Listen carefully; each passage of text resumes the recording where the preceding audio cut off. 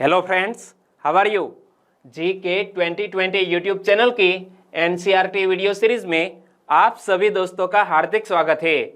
पिछले 18-19 दिनों से हम अंतर्राष्ट्रीय संगठन के बारे में पढ़ते आ रहे हैं। आपकी तरफ से भी बहुत ही अच्छे रिस्पांस मिल रहे हैं, इसलिए हमने तय किया है कि सभी अंतर्राष्ट्रीय संगठन से जुड़े हुए वीडियो बनाकर हम आपको प्रोवाइड करें। तो आज का हमारा टॉपिक है AIIB।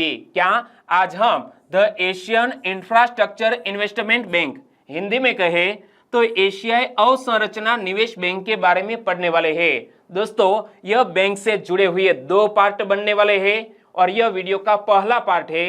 यह पहले पार्ट में आप लास्ट तक बने रहिए और लास्ट में कमेंट सेक्शन में जरूर बताना कि आपको यह वीडियो कैसा लगा। तो आज का हमारा टॉपिक है AIIB, यानी कि the Asian infrastructure investment bank. इसका पूर्ण स्वरूप है, आपने याद रख लिया, AIIB का पूर्ण स्वरूप क्या होता है? The Asian infrastructure investment bank. तो चलिए कंटिन्यू करें। AIIB का हेडक्वार्टर कहां पर स्थित है?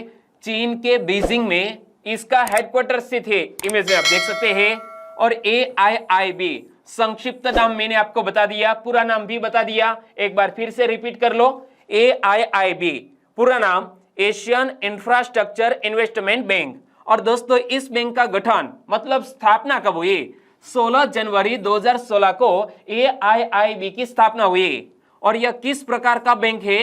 क्षेत्रीय निवेश बैंक है। और दोस्तों, कानूनी स्थिति देखें तो यह एक ट्रीटी यानी कि संधि के माध्यम से इस बैंक का गठन किया गया है। और दोस्तों, इस बैंक का गठन करने का उद्देश्य क्या था? क्रेडिट करना। हेडक्वार्टर कहां पर मैंने आपको बताया? चीन के बीजिंग में। और सेवा क्षेत्र है एशिया और ओशिनिया, यानी कि एशिया और ओशिनिया क्षेत्र में यह सेवा प्रदान करता है, यानी कि अपना इन्वेस्ट करता है। और सदस्य देशों की संख्या कितनी है? वर्तमान में AIIB के सदस्य देशों की संख्या है 105। एक बार फिर से रिपीट कर लो। हेडक्वार्टर चीन के बीजिंग में, संक्षिप्त नाम AIIB, गठन कब हुआ? 16 जनवरी 2016 को। और किस प्रकार का बैंक है? क्षेत्रीय निवेश बैंक है। और कानूनी स्थिति देखें तो एक संधि के माध्यम से इस बैंक का गठन किया गया। और उद्देश्य क्या है? क्रेडिट करना। मुख्यालय मैंने आपको बताया चीन के बीजिंग में, सेवा क्षेत्र है एशिया और ओशिनिया। और वर्तमान में यह AIIB के सदस्य देशों की संख्या कितनी है? 105 है। और आधिकारिक भाषा, इस बैंक की आधिकारिक भाषा बोले तो ऑफिशियल लैंग्वेज इंग्लिश है। और वर्तमान में AIIB के प्रमुख यानी कि अध्यक्ष कौन है? जीन लिकोन। इमेज में आप देख सकते हैं, जीन लिकोन AIIB के वर्तमान अध्यक्ष है। तो जो भी इंफॉर्मेशन मैंने आपको बताई, इनको बेस बनाते हुए एक अच्छा सा क्वेश्चन अब आपकी स्क्रीन पर है। बताइए, AIIB के संदर्भ में निम्नलिखित कथनों पर विचार करें। 3 कथन दिए हैं और उपरयुक्त में से कौन सा कथन सही नहीं है वो पता लगाना है। क्या? कौन सा कथन सही नहीं है वो पता लगाना है। चलो पढ़ो। इस बैंक का मुख्यालय चीन के बीजिंग में स्थित है। मैंने आपको 2 बार पढ़ के बताया, चीन के बीजिंग में AIIB का हेडक्वार्टर स्थित है। पहला सेंटेंस सही। इस बैंक के वर्तमान अध्यक्ष डेविड मालपास है। यहां कुछ गलत हो गया, क्योंकि जीन लिकोन, किसका नाम मैंने लिया? जीन लिकोन AIIB के वर्तमान प्रमुख है, अध्यक्ष है। और यहां पर जिक्र किया गया है डेविड मालपास का, लेकिन डेविड मालपास किस बैंक के मुखिया है? नीचे कमेंट सेक्शन में जरूर बताना। तो यह सेंटेंस गलत हो गया। वर्तमान में इस बैंक के सदस्य देशों की संख्या 190 है। यह भी गलत, क्योंकि वर्तमान में इस बैंक के सदस्य देशों की संख्या कितनी है? 105 है। तो तीसरे नंबर का जो सेंटेंस है वो भी गलत हो गया। और हमें यहां पूछा गया है कौन सा कथन सही नहीं है। 2 और 3 नंबर का सेंटेंस सही नहीं है, तो आंसर बन जाता है ऑप्शन बी। 2 और 3 दोनों सेंटेंस गलत है। और दोस्तों, मैं जिस प्रकार के क्वेश्चन यहां सेट करके रखता हूं, तो आपको क्लास 1-2 की एग्जामिनेशन के लिए कितने महत्वपूर्ण लगते हैं, नीचे कमेंट सेक्शन में जरूर बताना। और वर्तमान में इसी पैटर्न के क्वेश्चन पूछ लिए जाने का ट्रेंड चला है। और अब AIIB का परिचय प्राप्त करें। एशियाई अवसंरचना निवेश बैंक इंग्लिश में बोले तो एशियन इंफ्रास्ट्रक्चर इन्वेस्टमेंट बैंक एक बहुपक्षीय विकास बैंक है जिसका उद्देश्य क्या है? एशिया में सामाजिक आर्थिक परिणामों को बेहतर बनाना। और इसकी स्थापना AIIB आर्टिकल्स ऑफ एग्रीमेंट नामक एक बहुपक्षीय समझौते के माध्यम से की गई है। मैंने आपको शुरू में भी बताया कि AIIB का गठन एक ट्रीटी यानी कि एक संधि के माध्यम से किया गया है और समझौते के पक्षकारों में बैंक की सदस्यता अनिवार्य है। और दोस्तों, जब AIIB की स्थापना हुई तो संस्थापक सदस्य देशों की संख्या कितनी थी? 57 थी और इसका मुख्यालय चीन के बीजिंग में है और जनवरी 2016 में इसका परिचालन शुरू हुआ। वैश्विक स्तर पर अब तक बैंक के 105 सदस्य देशों को स्वीकृति प्रदान की जा चुकी है।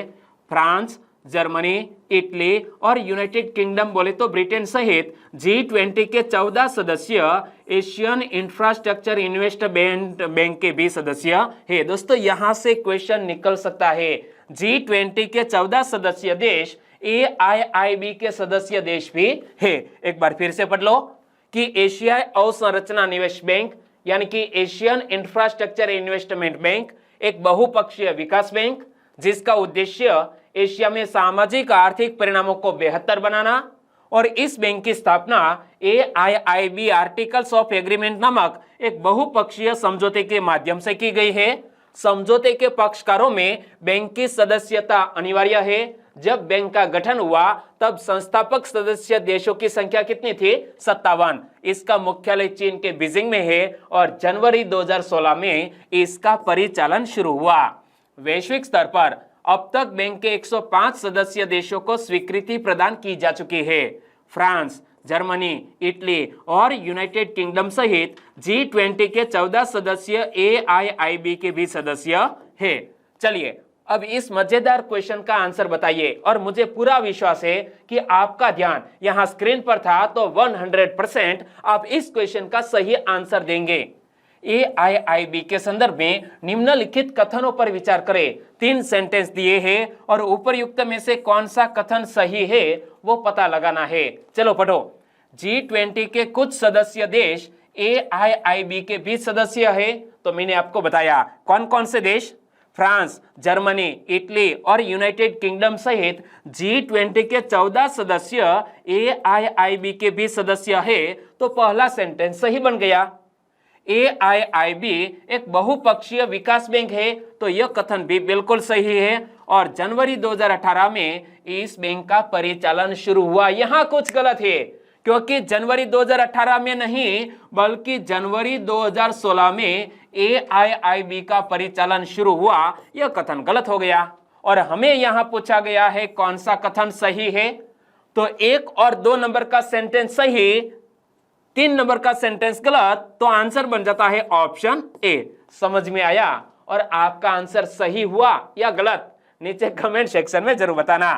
चलो आगे बात करें। एशिया में स्थायी बुनियादी ढांचे और अन्य संबंधित क्षेत्रों में निवेश कर एशियन इंफ्रास्ट्रक्चर इन्वेस्टमेंट बैंक आम लोगों, सेवाओं और बाजारों को बेहतर ढंग से जोड़ने का प्रयास करता है जो समय के साथ अरबों लोगों के जीवन को प्रभावित करेगा और एक बेहतर भविष्य का निर्माण करेगा। एक बार फिर से देखो कि एशिया में स्थायी बुनियादी ढांचे और अन्य संबंधित क्षेत्रों में निवेश कर एशियन इंफ्रास्ट्रक्चर इन्वेस्टमेंट बैंक आम लोगों, सेवाओं और बाजारों को बेहतर ढंग से जोड़ने का प्रयास करता है जो समय के साथ अरबों लोगों के जीवन को प्रभावित करेगा और एक बेहतर भविष्य का निर्माण करेगा। और दोस्तों, AIIB का लक्ष्य क्या है? अवसंरचना एवं अन्य उत्पादक क्षेत्रों में निवेश कर सतत आर्थिक विकास को बढ़ावा देना, संपत्ति अथवा धन का सृजन करना तथा एशिया में आधिकारिक संरचनाओं की कनेक्टिविटी में सुधार करना। इसके अलावा और भी लक्ष्य है अन्य बहुपक्षीय और द्विपक्षीय विकास संस्थानों के साथ मिलकर काम करके विकास की चुनौतियों के समाधान में क्षेत्रीय सहयोग और साझेदारी को आगे बढ़ाना। विकास उद्देश्यों के लिए सार्वजनिक और निजी पूंजी निवेश को बढ़ावा देना। इसके तहत बुनियादी ढांचे और अन्य उत्पादक क्षेत्रों के विकास पर विशेष रूप से ध्यान देना। एक बार फिर से देख लो कि AIIB के लक्ष्य क्या है? अवसंरचना एवं अन्य उत्पादक क्षेत्रों में निवेश कर सतत आर्थिक विकास को बढ़ावा देना, संपत्ति अथवा धन सृजन करना तथा एशिया में आधिकारिक संरचनाओं की कनेक्टिविटी में सुधार करना, अन्य बहुपक्षीय और द्विपक्षीय विकास संस्थानों के साथ मिलकर काम करके विकास की चुनौतियों के समाधान में क्षेत्रीय सहयोग और साझेदारी को आगे बढ़ाना, विकास उद्देश्यों के लिए सार्वजनिक और निजी पूंजी निवेश को बढ़ावा देना, इसके तहत बुनियादी ढांचे और अन्य उत्पादक क्षेत्रों के विकास पर विशेष रूप से ध्यान देना। चलिए अब इस क्वेश्चन का आंसर बताइए कि AIIB के संदर्भ में निम्नलिखित कथनों पर विचार करें और उपरयुक्त में से कौन सा कथन सही नहीं है वो पता लगाना है। चलो पढ़ो।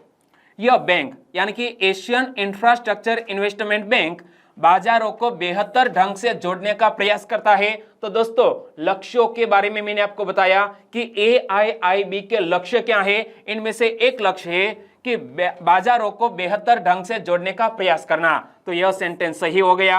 इस बैंक का उद्देश्य विश्व में आधिकारिक संरचनाओं की कनेक्टिविटी में सुधार करना है। यहाँ कुछ गलत है दोस्तों। इस बैंक का उद्देश्य विश्व में नहीं बल्कि एशिया में आधिकारिक संरचनाओं की कनेक्टिविटी में सुधार करना है। एक बार फिर से देख लो, आपका ध्यान नहीं रहा था। ये देखो कि एशिया में आधिकारिक संरचनाओं की कनेक्टिविटी में सुधार करना दोस्तों AIIB का लक्ष्य है और यहां पर कहा गया है कि विश्व में। तो यह सेंटेंस गलत हो गया। और अब तक बैंक के 120 सदस्यों को स्वीकृति प्रदान की जा चुकी है। तो यह कथन भी गलत हो गया क्योंकि 120 नहीं बल्कि 105 सदस्य देशों को स्वीकृति प्रदान की जा चुकी है। तो यह सेंटेंस भी गलत हो गया। और हमें पूछा गया है कौन सा कथन सही नहीं है। तो 2 और 3 नंबर का सेंटेंस सही नहीं है। आंसर बन जाता है ऑप्शन बी। आपने कौन सा आंसर गैस किया था? बी वाला। Okay, well done. आगे दोस्तों AIIB के शासन की बात करें तो दोस्तों शासन में सबसे टॉप पर है board of governors. Board of governors में प्रत्येक सदस्य देश द्वारा नियुक्त एक गवर्नर और एक वैकल्पिक गवर्नर होता है। गवर्नर और वैकल्पिक गवर्नर नियुक्त सदस्यों के प्रति सद्भावनापूर्ण व्यवहार रखते हैं। AIIB की सभी शक्तियां बोर्ड ऑफ गवर्नर्स में निहित है। दोस्तों याद रखना कि AIIB का शासन कैसे चलाया जाता है? बोर्ड ऑफ गवर्नर्स के द्वारा चलाया जाता है। और बोर्ड ऑफ गवर्नर्स में प्रत्येक सदस्य देश द्वारा नियुक्त एक गवर्नर और एक वैकल्पिक गवर्नर होता है। गवर्नर और वैकल्पिक गवर्नर नियुक्त सदस्यों के प्रति सद्भावनापूर्ण व्यवहार रखते हैं और AIIB की सभी शक्तियां बोर्ड ऑफ गवर्नर्स में निहित होती है। बोर्ड ऑफ गवर्नर्स निम्नलिखित शक्तियों के अलावा शेष सभी शक्तियों को निदेशक मंडल को सौंप सकता है। क्या दोस्तों? बोर्ड ऑफ गवर्नर्स निम्नलिखित शक्तियों के अलावा शेष सभी शक्तियों को निदेशक मंडल को सौंप सकता है। तो कौन कौन सी शक्तियां दोस्तों बोर्ड ऑफ गवर्नर्स के पास रहती है? नए सदस्यों को स्वीकृति और उनके प्रवेश की शर्तों का निर्धारण करने की शक्ति यह बोर्ड ऑफ गवर्नर्स के पास रहती है। जो सभी शक्तियां मैं आपको बता रहा हूं वो सभी बोर्ड ऑफ गवर्नर्स के पास रहती है। बैंक के अधिकृत पूंजी भंडार में वृद्धि या कमी करना, बैंक के निदेशकों का चुनाव और निदेशकों तथा वैकल्पिक निदेशकों एवं पारिश्रमिक पर भुगतान किए जाने वाले खर्चों का निर्धारण करना, अध्यक्ष का चुनाव करना, उसके निलंबन या पद से हटाने और पारिश्रमिक एवं सेवा की अन्य शर्तों का निर्धारण करना। दोस्तों यह जो भी बातें मैंने बताई यह सभी बात किस पर डिपेंड करती है? बोर्ड ऑफ गवर्नर्स पर डिपेंड करती है। एक बार फिर से पढ़ लो। बोर्ड ऑफ गवर्नर्स निम्नलिखित शक्तियों के अलावा शेष सभी शक्तियों को निदेशक मंडल को सौंप सकता है। तो कौन कौन सी शक्तियां बोर्ड ऑफ गवर्नर्स के पास रहती है? नए सदस्यों की स्वीकृति और उनके प्रवेश की शर्तों का निर्धारण करने की शक्ति इसके पास, बैंक के अधिकृत पूंजी भंडार में वृद्धि या कमी करना, बैंक के निदेशकों का चुनाव और निदेशकों तथा वैकल्पिक निदेशकों एवं पारिश्रमिक पर भुगतान किए जाने वाले खर्चों का निर्धारण करना, अध्यक्ष का चुनाव करना, उसके निलंबन या पद से हटाने और पारिश्रमिक एवं सेवा की अन्य शर्तों का निर्धारण करना, यह सभी कार्य करता है बोर्ड ऑफ गवर्नर्स। इसके अलावा सभी कार्य करता है निदेशक मंडल। ओके, चलिए इस क्वेश्चन का आंसर बताइए। एशियन इंफ्रास्ट्रक्चर इन्वेस्टमेंट बैंक के संदर्भ में निम्नलिखित कथनों पर विचार करें और उपर्युक्त में से कौन सा कथन सही है वो पता लगाइए। सिर्फ 2 सेंटेंस दिए हैं, चलो पढ़ो। AIIB के बोर्ड ऑफ गवर्नर्स में प्रत्येक सदस्य देश द्वारा नियुक्त एक गवर्नर और एक वैकल्पिक गवर्नर होता है। मैंने आपको बताया कि प्रत्येक सदस्य देश द्वारा एक गवर्नर और एक वैकल्पिक गवर्नर नियुक्त किया जाता है। तो पहला सेंटेंस है AIIB की सभी शक्तियां बोर्ड ऑफ गवर्नर्स में नहीं थे, तो यह सेंटेंस भी बिल्कुल सही है। और हमें पूछा गया है कौन सा कथन सही है, 1 और 2 दोनों सेंटेंस बिल्कुल सही, तो आंसर बन जाता है ऑप्शन सी। आगे दोस्तों, एशियन इंफ्रास्ट्रक्चर इन्वेस्टमेंट बैंक की वार्षिक बैठक की बात करें तो AIIB के बोर्ड ऑफ गवर्नर्स की पहली बैठक का आयोजन 2016 में चीन के बीजिंग में किया गया था। 2017 में इसकी दूसरी बैठक कोरिया के जेजू में तथा 2018 में इसकी तीसरी बैठक का आयोजन भारत के मुंबई में किया गया था। और 12 से 13 जुलाई 2019 को एशिया के बाहर आयोजित होने वाली AIIB की पहली वार्षिक बैठक की मेजबानी यूरोप के लक्जमबर्ग ने की थी। 2019 की वार्षिक बैठक का मुख्य विषय मतलब थीम क्या रखी गई थी, सहयोग और संयोजकता, यानी कि कोऑपरेशन एंड कनेक्टिविटी। इसी थीम के साथ 2019 की यह वार्षिक बैठक आयोजित की गई। कहां पर, यूरोप के लक्जमबर्ग में। एक बार फिर से देख लो कि AIIB की वार्षिक बैठक दोस्तों कहां कहां आयोजित की गई है। तो AIIB के बोर्ड ऑफ गवर्नर्स की पहली बैठक का आयोजन 2016 में चीन के बीजिंग में किया गया। 2017 में इसकी दूसरी बैठक कोरिया के जेजू में और 2018 में इसकी तीसरी बैठक का आयोजन भारत के मुंबई में किया गया था। और 12 से 13 जुलाई 2019 को एशिया के बाहर आयोजित होने वाली AIIB की पहली वार्षिक बैठक की मेजबानी किसने की थी, यूरोप के लक्जमबर्ग ने। और 2019 की यह वार्षिक बैठक का मुख्य विषय मतलब थीम क्या रखी गई थी, सहयोग और संयोजकता, यानी कि कोऑपरेशन एंड कनेक्टिविटी की थीम के साथ यह दोस्तों वार्षिक बैठक आयोजित की गई। चलिए अब इस क्वेश्चन का आंसर बताइए। AIIB के संदर्भ में निम्नलिखित कथनों पर विचार करें। 1 और 2 कथन है और उपर्युक्त में से कौन सा कथन सही है वो पता लगाना है। सिंपल सा क्वेश्चन है, बहुत से दिनों से ऐसे ही हम प्रैक्टिस कर रहे हैं। ओके, एशिया के बाहर आयोजित होने वाली AIIB की पहली वार्षिक बैठक की मेजबानी ब्रिटेन के लंदन ने की थी, तो यह सेंटेंस गलत हो गया। कहां, यूरोप के लक्जमबर्ग में हुई थी ना। ओके, तो पहला सेंटेंस गलत। AIIB के बोर्ड ऑफ गवर्नर्स की पहली बैठक का आयोजन 2016 में भारत की नई दिल्ली में किया गया था, यह कथन भी गलत है क्योंकि चीन के बीजिंग में किया गया था। कहां पर, चीन के बीजिंग में, तो यह सेंटेंस भी गलत। और हमें पूछा गया है कौन सा कथन सही है, इनमें से कोई नहीं। हमारा आंसर बन जाता है ऑप्शन डी। एक बार फिर से पढ़ ले कि कौन से साल में कहां बैठक आयोजित की गई है।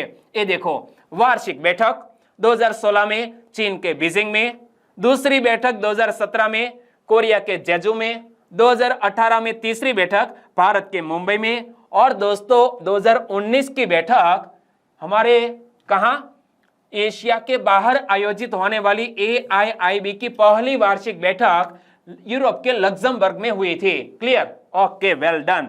चलिए आगे बात करें तो AIIB के निदेशक मंडल में कौन कौन शामिल होते हैं, किस तरह की दोस्तों पैटर्न है।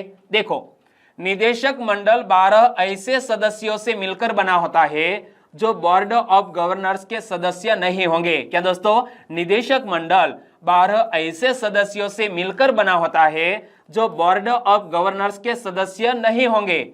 इनमें शामिल है क्षेत्रीय सदस्यों का प्रतिनिधित्व करने वाले 9 सदस्य जिन्हें गवर्नर्स द्वारा नियुक्त किया जाता है, और गैर क्षेत्रीय सदस्यों का प्रतिनिधित्व करने वाले 3 सदस्य।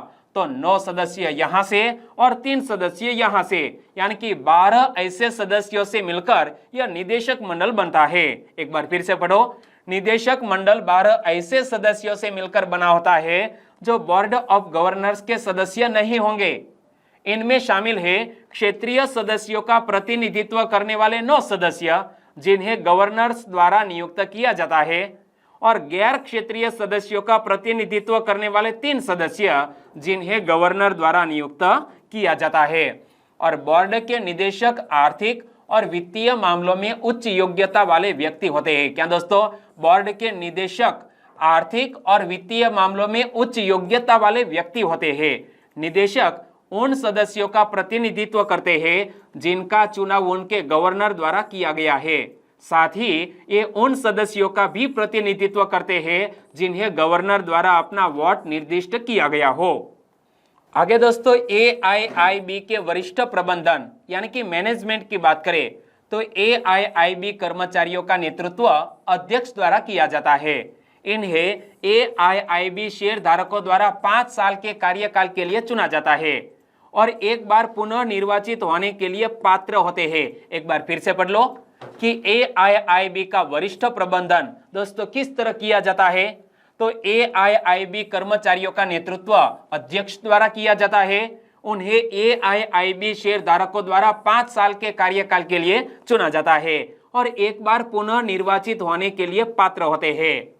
वरिष्ठ प्रबंधन में एक अध्यक्ष और 5 उपाध्यक्ष होते हैं जो निम्नलिखित के लिए उत्तरदायी होते हैं। कौन दोस्तों? यह वरिष्ठ प्रबंधन में एक अध्यक्ष और 5 उपाध्यक्ष होते हैं और दोस्तों निम्नलिखित कार्यों या व्यक्तियों के लिए वो उत्तरदायी होते हैं। नीति और रणनीति निर्धारित करना, निवेश संचालन या वित्त का मामला हो, प्रशासन और कॉरपोरेट सचिवालय तथा सामान्य परामर्शदाता के रूप में भी यह उत्तरदायी होते हैं। मुख्य जोखिम अधिकारी और मुख्य प्रोग्रामर अधिकारी के प्रति भी यह एक अध्यक्ष और 5 उपाध्यक्ष उत्तरदायी होते हैं। चलिए इस क्वेश्चन का आंसर बताइए। AIIB के संदर्भ में निम्नलिखित कथनों पर विचार करें और उपयुक्त में से कौन सा कथन सही नहीं है वो पता लगाना है। चलो पढ़ो, 3 सेंटेंस है। निदेशक मंडल 12 ऐसे सदस्यों से मिलकर बना होता है जो बोर्ड ऑफ गवर्नर्स के सदस्य होंगे। दोस्तों यह कथन गलत है क्योंकि निदेशक मंडल 12 ऐसे सदस्यों से मिलकर बना होता है जो बोर्ड ऑफ गवर्नर्स के सदस्य नहीं होंगे और यहां कहा गया है सदस्य होंगे, तो यह सेंटेंस गलत हो गया। आपको यकीन नहीं हो रहा है, चलो मैं यहां पर मैंने आपको बताता हूं। देखो, निदेशक मंडल 12 ऐसे सदस्यों से मिलकर बना होता है जो बोर्ड ऑफ गवर्नर्स के सदस्य नहीं होंगे, तो यहां पर पूछा गया है कि होंगे, तो पहला सेंटेंस गलत हो गया। आया समझ में? ओके। AIIB कर्मचारियों का नेतृत्व अध्यक्ष द्वारा किया जाता है, यह कथन बिल्कुल सही है। AIIB कर्मचारियों का नेतृत्व किसके द्वारा किया जाता है? अध्यक्ष द्वारा किया जाता है, तो यह सेंटेंस सही। अध्यक्ष का कार्यकाल 7 वर्ष का होता है, तो यह कथन भी गलत है क्योंकि अध्यक्ष का कार्यकाल 7 साल का नहीं बल्कि 5 साल का होता है, तो यह कथन गलत। और यहां हमें पूछा गया है कौन सा कथन सही नहीं है, तो 1 और 3 नंबर का सेंटेंस सही नहीं है। आंसर बन जाता है ऑप्शन सी। ओके। आगे दोस्तों अंतरराष्ट्रीय सलाहकार पैनल यानी कि इंटरनेशनल एडवाइजरी पैनल की बात करें जिसकी स्थापना AIIB ने की है। देखो, AIIB बैंक ने एक अंतरराष्ट्रीय सलाहकार पैनल की स्थापना की है जो अध्यक्ष और वरिष्ठ प्रबंधन को बैंकों की रणनीतियों और नीतियों के साथ साथ सामान्य परिचालन मुद्दों पर सहायता करेगा। अध्यक्ष इंटरनेशनल एडवाइजरी पैनल के सदस्यों को आरंभिक 2 वर्षों के कार्यकाल के लिए नियुक्त करता है और यह अवधि पूरी होने पर इसे पुनः नियुक्त किया जा सकता है। पैनल की वर्ष में कम से कम 2 बार बैठक होती है, एक बार बैंकों की वार्षिक बैठक के साथ और दूसरी बार बैंक के मुख्यालय बीजिंग में। एक बार फिर से पढ़ लो। अंतरराष्ट्रीय सलाहकार पैनल गठन किसने किया है? AIIB बैंक ने। और उद्देश्य क्या है? अध्यक्ष और वरिष्ठ प्रबंधन को बैंकों की रणनीतियों और नीतियों के साथ साथ सामान्य परिचालन मुद्दों पर सहायता करना। और अध्यक्ष यह इंटरनेशनल एडवाइजरी पैनल के सदस्यों को आरंभिक 2 वर्षों के कार्यकाल के लिए नियुक्त करता है और यह अवधि पूरी होने पर इसे पुनः नियुक्त किया जा सकता है। और पैनल की वर्ष में कम से कम 2 बार बैठक होती है, एक बार बैंकों की वार्षिक बैठक के साथ और दूसरी बार बैंक के मुख्यालय बीजिंग में। पैनलिस्टों को वेतन के स्थान पर बहुत कम मानदेय दिया जाता है। पैनल मीटिंग से जुड़ी उचित लागतों का भुगतान बैंक खुद करता है। एक बार फिर से देख लो कि अंतरराष्ट्रीय सलाहकार पैनल, बैंक ने एक अंतरराष्ट्रीय सलाहकार पैनल की स्थापना की जो अध्यक्ष और वरिष्ठ प्रबंधन को बैंक की रणनीतियों और नीतियों के साथ साथ सामान्य परिचालन मुद्दों पर सहायता करेगा। अध्यक्ष इंटरनेशनल एडवाइजरी पैनल के सदस्यों को आरंभिक 2 वर्षों के कार्यकाल के लिए नियुक्त करता है और यह अवधि पूरी होने पर इसे पुनः नियुक्त किया जा सकता है। पैनल की वर्ष में कम से कम 2 बार बैठक होती है, एक बार बैंकों की वार्षिक बैठक के साथ और दूसरी बार बैंक के मुख्यालय बीजिंग में। और पैनलिस्टों के वेतन के स्थान पर बहुत कम मानदेय दिया जाता है। पैनल मीटिंग से जुड़ी उचित लागतों का भुगतान कौन करता है? खुद बैंक करता है। चलिए अभी इस क्वेश्चन का आंसर बताइए। AIIB के संदर्भ में निम्नलिखित कथनों पर विचार करें और उपरयुक्त में से कौन सा कथन सही है वो पता लगाइए। मैंने 2 बार अच्छी तरह इंफॉर्मेशन पढ़ के आपके सामने रखी है और आपका ध्यान स्क्रीन पर था, तो चलिए आंसर बताइए। पहला सेंटेंस सही है या गलत? AIIB ने एक अंतरराष्ट्रीय सलाहकार पैनल यानी कि इंटरनेशनल एडवाइजरी पैनल की स्थापना की है। यह सेंटेंस बिल्कुल सही। पैनल की वर्ष में कम से कम 2 बार बैठक होती है, यह कथन भी बिल्कुल सही। और पैनल मीटिंग से जुड़ी उचित लागतों का भुगतान सदस्य देशों की सरकार द्वारा किया जाता है, यह कथन गलत है, क्योंकि पैनल मीटिंग से जुड़ी उचित लागतों का भुगतान खुद बैंक करती है। ओके, यानी कि जो भी खर्च किया जाता है जिसका निर्वहन खुद बैंक करती है। तीसरे नंबर का सेंटेंस गलत हो गया और हमें पूछा गया है कौन सा कथन सही है, तो 1 और 2 नंबर का सेंटेंस सही। आंसर बन जाता है ऑप्शन ए। आगे बात करें तो AIIB के सदस्य कौन बन सकते हैं? देखो, AIIB में सदस्यता विश्व बैंक या एशियाई विकास बैंक के सभी सदस्यों के लिए खुली है, यानी कि विश्व बैंक या एशियाई विकास बैंक दोनों के सदस्य भी AIIB के सदस्य बन सकते हैं, जो क्षेत्रीय और गैर क्षेत्रीय सदस्यों के रूप में विभाजित है। और क्षेत्रीय सदस्य वे हैं जो संयुक्त राष्ट्र द्वारा एशिया और ओशिनिया के रूप में वर्गीकृत क्षेत्रों में स्थित है। एक बार फिर से पढ़ो कि AIIB की सदस्यता कौन सा देश प्राप्त कर सकता है? तो AIIB में सदस्यता विश्व बैंक और एशियन डेवलपमेंट बैंक के सभी सदस्यों के लिए खुली है, जो क्षेत्रीय और गैर क्षेत्रीय सदस्यों के रूप में विभाजित है। क्षेत्रीय सदस्य वे हैं जो संयुक्त राष्ट्र द्वारा एशिया और ओशिनिया के रूप में वर्गीकृत क्षेत्रों में स्थित है। और अन्य बहुपक्षीय विकास बैंकों के विपरीत AIIB गैर संप्रभु संस्थाओं को AIIB सदस्यता के लिए आवेदन करने की अनुमति एक घरेलू सदस्य देश मानकर देता है। और इस प्रकार संप्रभु धन कोष या सदस्य देशों के राज्य के स्वामित्व वाले उद्यम संभवतः बैंक में शामिल हो सकते हैं। यानी कि जो भी विश्व बैंक का सदस्य है या तो एशियन डेवलपमेंट बैंक का सदस्य है, वो भी AIIB का सदस्य बन सकता है। चलिए इस क्वेश्चन का आंसर बताइए। AIIB में सदस्यता निम्न में से किसके लिए खुली है? दोस्तों, विश्व बैंक के लिए भी खुली है और ADB के लिए भी खुली है, यानी कि यह दोनों देशों के सदस्य AIIB की सदस्यता प्राप्त कर सकते हैं। तो हमारा आंसर बन जाता है ऑप्शन सी। यहाँ AIIB का पहला पार्ट खत्म करते हैं। वीडियो वाकई में आपको अच्छा लगा है, हेल्पफुल लगा है, तो आपके दोस्तों को फेसबुक, व्हाट्सएप या टेलीग्राम के जरिए इस वीडियो की लिंक शेयर करना मत भूलिएगा। और दोस्तों, यहाँ बीच बीच में जो मैंने क्वेश्चन रखे, शायद 5-6 क्वेश्चन थे, इनमें से आपके सही आंसर कितने हुए नीचे कमेंट सेक्शन में जरूर बताना। ओके, कल मिलते हैं इसी पार्ट में, यानी कि दूसरे पार्ट में। ओके, आपका दिन शुभ रहे। टेक केयर एंड जय हिंद।